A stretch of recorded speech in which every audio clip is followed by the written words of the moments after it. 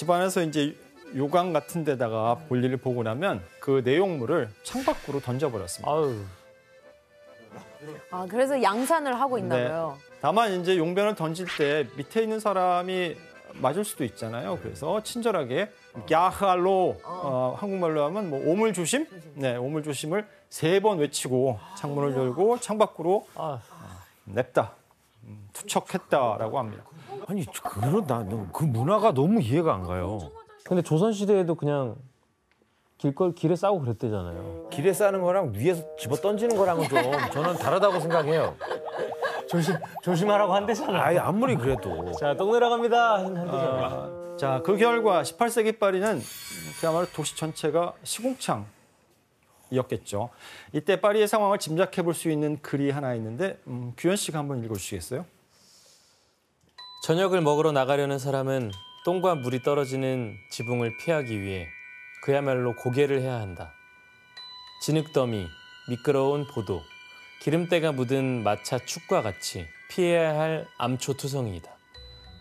세상에서 가장 더러운 도시를 무사히 가로지르는 것은 정말 기적이나 다름없다. 이렇게 거리를 뒤덮은 건 각 가정에서 벌인 용변뿐만이 아니었습니다. 당시의 이동수단이었던 이제 말똥도 있구나. 그리고 가정에서 나온 온갖 쓰레기들, 건축용 잔해 등이 뒤엉켜서 파리 시민들은 이제 발 앞꿈치로 걸어 다니는 요령을 터득해서 다닐 정도였다고 합니다. 그때 당시에는 사실 굉장히 끔찍한 일들이 많았어요. 그 외과 의사들이 이제 해부학을 하려고 그러니까 시체를 훔치거나 이제 돈으로 사거나 나중에 이제 해부한 다음에 그 시체를 어디다가 처리할 데가 없잖아요. 그래서 그거를 그냥 뭐 세네강에도 버리고 길거리도 버리고 그래서 굉장히 그러니까 무섭고 지저분한 도시였죠. 해부까지 했으니까 얼마나 무섭겠어. 피터 씨, 이때 런던에도 인구가 많이 몰렸잖아요. 런던에서는 어떻게 대처했어요? 피터 씨, 이때 런던에도 인구가 많이 몰렸잖아요. 런던에서는 어떻게 대처했어요? 뭐 파리보다 훨씬 더 앞서간다고 말하고 싶지만 그건 아니에요. 더 큰 스케일로 똑같은 상황이었어요, 솔직히. 그 세느강이 템즈강으로 바뀌는 건가요? 그렇죠. 하고 더 많은 사람, 더 많은 집 하고 이 그림 보다시피 2층에서 버릴 때 런던 사람들은 그렇게 미리 외치는 거 없는 것 같아요. 제가 배웠던 걸로. 그래서 그냥 버리고 무책임한 사람. 그래서 맞기도 했다고. 여기 뭐라고 뭐 외치네요, 밑에서. 왜 버리냐? 뭐. 그렇죠. 욕하겠죠.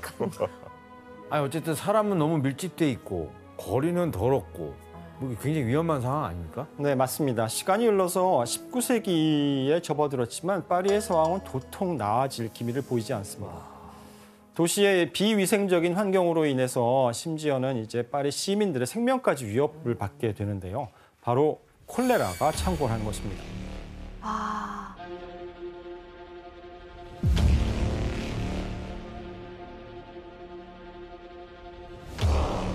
콜레라는 주로 오염된 물이나 어패류 등을 통해서 감염되는 전염병입니다. 마구잡이로 버려진 오염물과 폐수가 세느강으로 흘러갔죠. 이 강이 오염되면서 콜레라 유행에 불을 지폈던 것입니다. 콜레라 진짜 심각했는데. 이러니까 혁명이 일어나는 거구나. 이 그림의 제목이 죽음의 교살자라고 하는 풍자와인데요.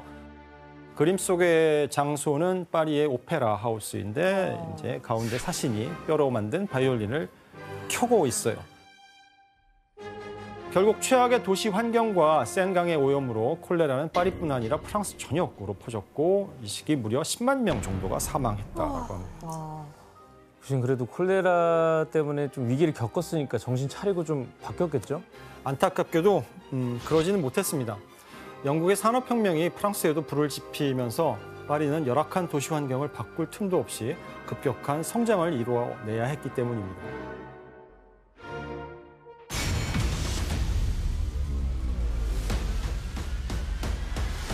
14세기 100년 전쟁에서 시작된 이 두 나라, 프랑스와 영국의 라이벌 관계는 식민지를 두고 경쟁하던 시절부터 유럽의 패권을 두고 다퉜던 나폴레옹 시절까지 엎치락뒤치락하며 치열한 신경전을 벌여왔습니다. 그런데 산업혁명 이후 영국으로 이제 패권이 기울기 시작합니다. 그러다 보니 프랑스는 파리의 환경을 개선하는 것보다는 당장 경제를 발전시켜서 영국을 뒤쫓아가는 것이 더 급했던 것입니다. 그래서 19세기 이때 운하가 건설되고 개선문이 완공되고 면직물 공업이 활발해지면서 또 철도까지 최초로 건설되었습니다. 대단하다. 이 철도가 이제 파리와 지방을 연결하는 철도였는데 이 철도는 공산품만이 아니라 일자리를 찾아 파리로 오는 사람들도 실어 날랐습니다. 특히 이들이 가족과 함께 이주하면서 도시 인구는 더 늘어나게 되는데 1840년대에 이르자 파리 인구가 이제 100만 명에 이르게 됩니다. 목표대로 이제 프랑스의 경제와 산업은 어느 정도 발달해 갔고 그 중심에는 이제 파리가 있었습니다. 올리비아 씨, 지금도 프랑스랑 영국이 서로 막 따라잡으려는 그런 라이벌 관계예요? 우리 라이벌 관계? 그 당시에 그 천년의 라이벌이라는 말이 나올 정도로 굉장히 그 라이벌이었어요. 네. 근데 그 이유는 영국은 항상 프랑스보다 우리보다 앞서 나가 있었고 우리는 그 당시에는 대혁명이었기 때문에 굉장히 이제 가난하고 나라가 정말 엉망이었죠. 그래서 그것 때문에 영국에서 우리를 굉장히 이렇게 비웃고 우리는 또 반대로 그 식문화 때문에 음식 아시다시피 맛이 없으니까. 영국 음식은 조금 별로죠. 네, 그래서 우리는 반대로 이제 영국을 좀 비웃었죠. 영국 음식엔 조리법이 딱 하나 있다고 그러죠. 뭐든지 삶는다. 억울해요. 여기 프랑스 교수님 전문이죠. 피터 씨 이제 하고 싶은 말이 많은 것 같은데요?